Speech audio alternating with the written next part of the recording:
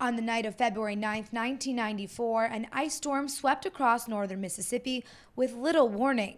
Residents in the Delta could only watch as ice accumulated overnight. Temperatures dropped down to freezing, and we were getting a lot of heavy rain, and it started sticking to the trees pretty quick. You could hear tree limbs falling, you hear the crackling, and you got up the next morning and it was like, oh my gosh, like a war zone. Fallen trees and power lines made roads like these completely impassable.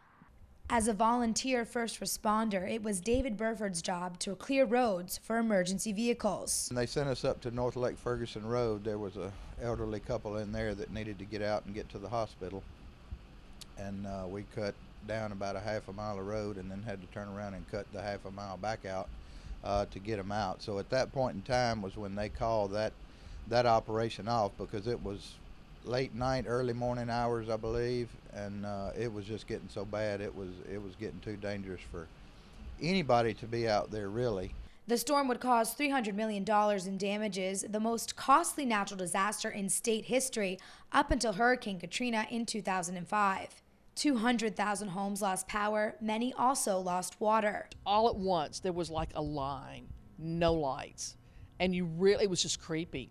Driving along Highway 61 in the dark, absolutely no lights whatsoever. We focused on restoring power to emergency facilities such as the hospitals, the police departments, getting power back to our water systems. That was critical.